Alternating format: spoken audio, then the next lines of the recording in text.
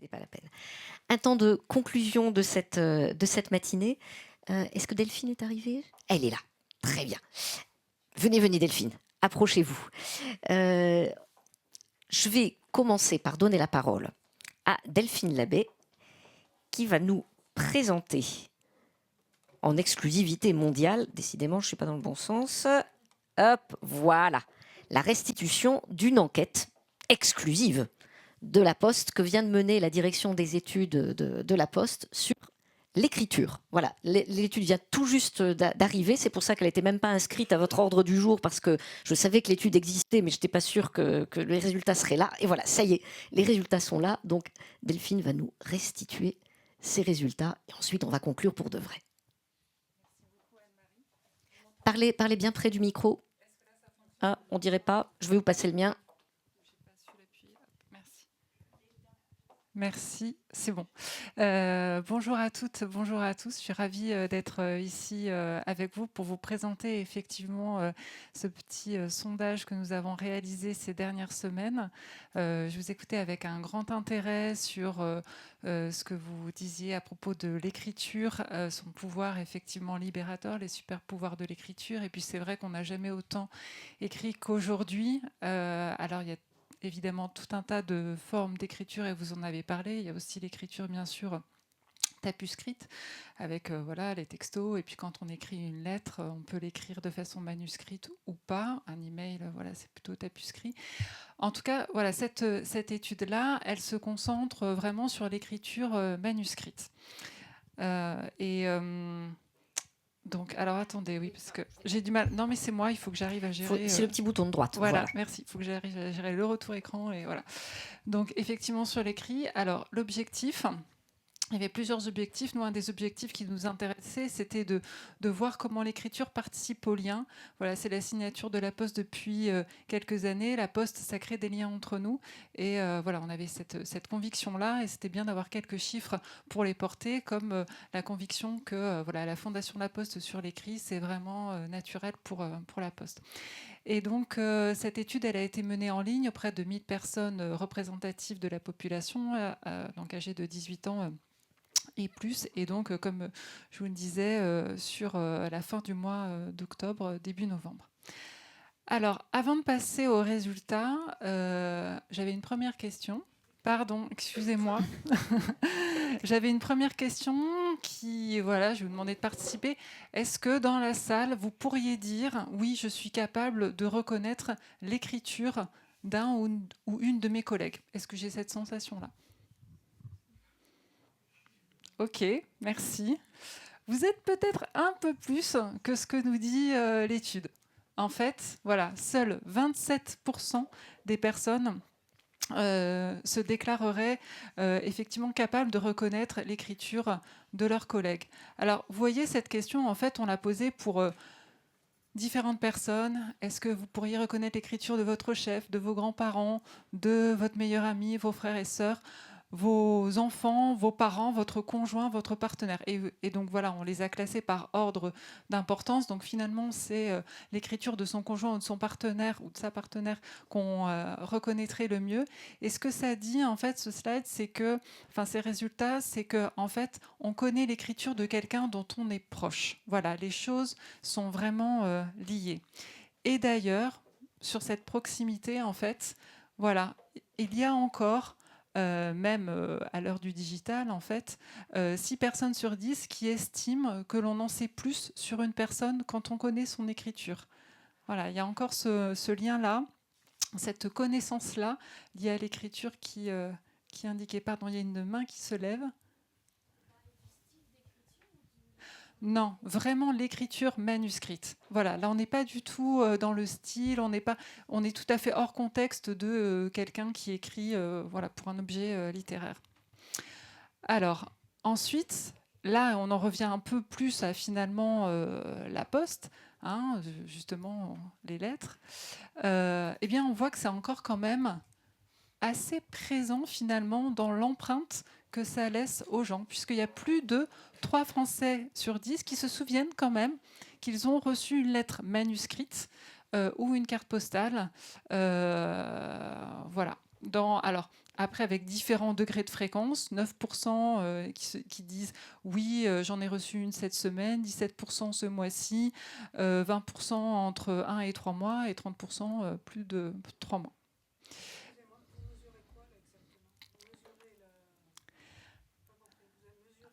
En fait, c'est une question. C'est le souvenir, en fait. Ouais. Voilà. La question, La c'est question, quand avez-vous reçu pour la dernière fois une lettre manuscrite ou une carte postale? Et donc, il y en a moins d'un quart qui disent « je ne m'en souviens pas ». Donc, ça met quand même voilà, le souvenir est encore présent. Après, il y a différentes fréquences, effectivement. Est-ce que je me souviens que j'en ai reçu une récemment ou est-ce que je me souviens que j'en ai reçu une il y a plus de 3 mois? Mais en tout cas, ce souvenir-là demeure. Oui, on mesure le souvenir, mais le souvenir dans le temps. Voilà. Alors après, au niveau de finalement un peu l'usage, parce que malgré tout, on peut se dire que c'est un usage aussi qui malheureusement disparaît, voilà, l'envoi de lettres manuscrites. Et bien en fait, on a posé la question sur la position du timbre. Ah ah. Et alors là, voilà, là vous voyez la différence en fait. La différence entre les moins de 30 ans et les plus de 30 ans. Les plus de 30 ans, ils ne se trompent pas trop, hein, ils le mettent en haut à droite.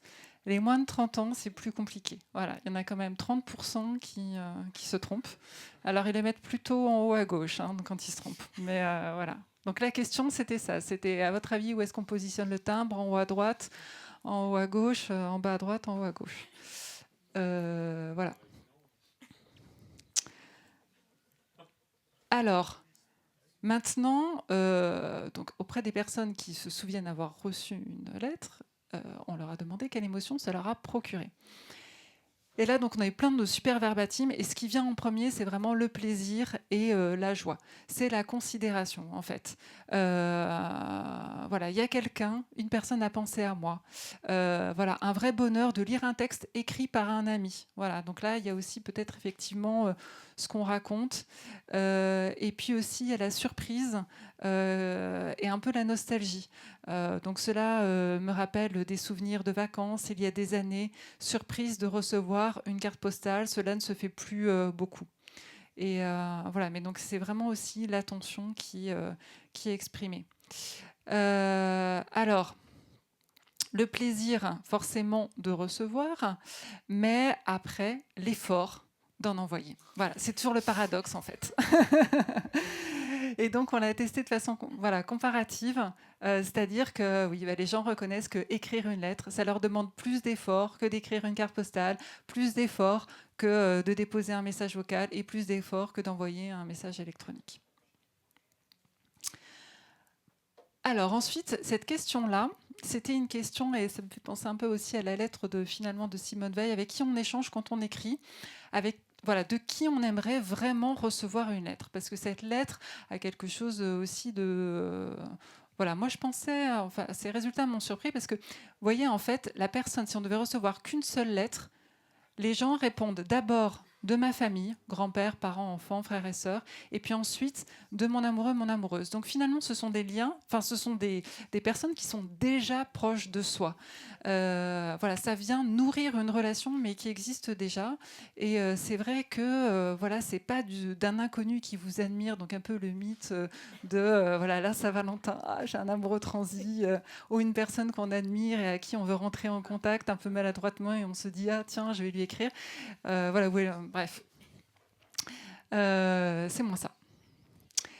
Alors, qu'est-ce que représentent aussi les cartes postales dans le temps, justement dans la vie sociale? Et c'est là où on voit vraiment l'importance justement du lien et de la trace que ça laisse dans le temps. Donc vous voyez des pourcentages très forts sur 87% sur les lettres et les cartes postales permettent de conserver la trace d'une relation, d'une amitié dans le temps. Cette marque d'attention aussi qu'on a vue spontanément dans les verbatims, là, elle est aussi validée. 87% des répondants sont d'accord avec cette affirmation. Je reçois une lettre ou une carte postale comme une véritable marque d'attention. On a aussi plus de 8 Français sur 10 qui disent écrire une lettre ou une carte postale à mes proches entretient un lien qui dure dans le temps. Et puis alors on a posé aussi une question un petit peu plus opportuniste, on va dire, sur le Père Noël quand même, qui est un moment fort, c'est l'époque. Et donc il y a aussi près de 8 Français sur 10 qui considèrent que l'écriture de la lettre au Père Noël constitue un moment de partage entre les enfants et les parents. Alors, donc, on aime garder ces lettres. On n'aime pas forcément à la même hauteur, finalement, se replonger dans ces lettres pour les lire, etc. Puisque là, on voit que c'est quand même fort, 69%.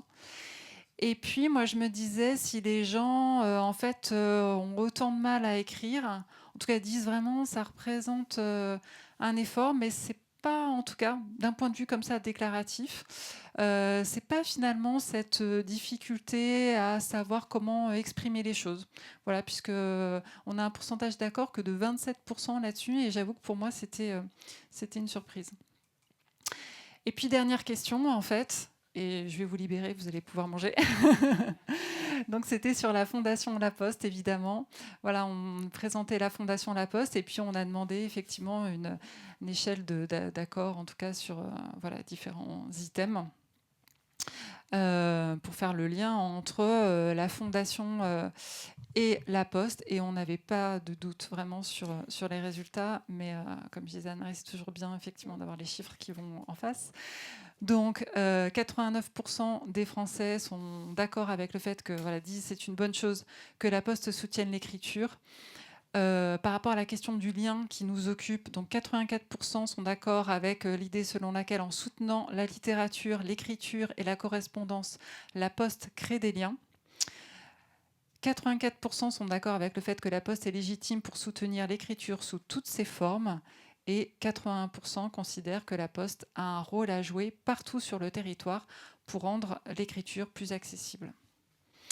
Voilà, donc j'espère que cette étude vous a intéressé. En tout cas, je pense que vous aviez l'intention d'envoyer des cartes de vœux. Cette étude confirme que c'est important. Merci à vous pour votre attention. Merci. Merci Delphine.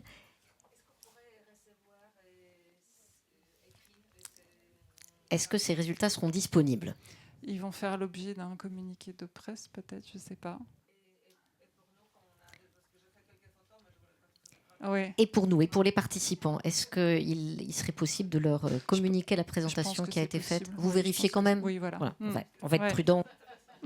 Merci en tout cas de votre votre intérêt. Prudent, mais a priori, la réponse sera oui. En tout cas, on espère que ça sera le cas. Merci Delphine. Beaucoup. Et merci de nous confirmer que les Français trouvent que c'est une bonne chose que la Fondation La Poste soutienne l'écriture. On aurait peut-être continué, même si ça n'avait pas été le cas, mais bon, c'est tout de même très bien. Oui, le contraire aurait été étonnant, mais en même temps, il y a des fois des intuitions qu'on a et qui ne sont pas vérifiées.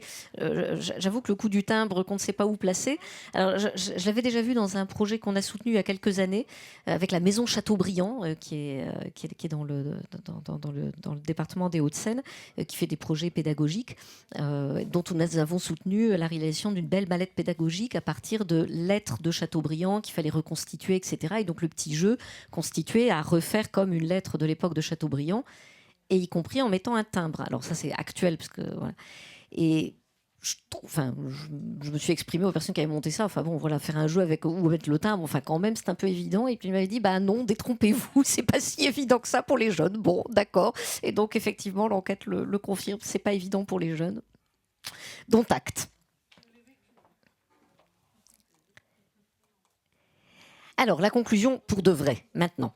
D'abord, merci encore une fois à toutes et tous nos témoins. Désolée aussi pour ceux d'entre vous que je n'ai pas fait témoigner parce que vous faites tous des choses bien. On ne pouvait pas vous faire tous vous exprimer. Donc voilà, merci à toutes et tous de la présence. Merci à mon équipe aussi qui a permis d'organiser cette journée. Je le dis maintenant, notre journée n'est pas finie, mais je sais que certains d'entre vous ne vont pas pouvoir rester pour les ateliers. Donc voilà, je fais dès maintenant ce petit temps de remerciement.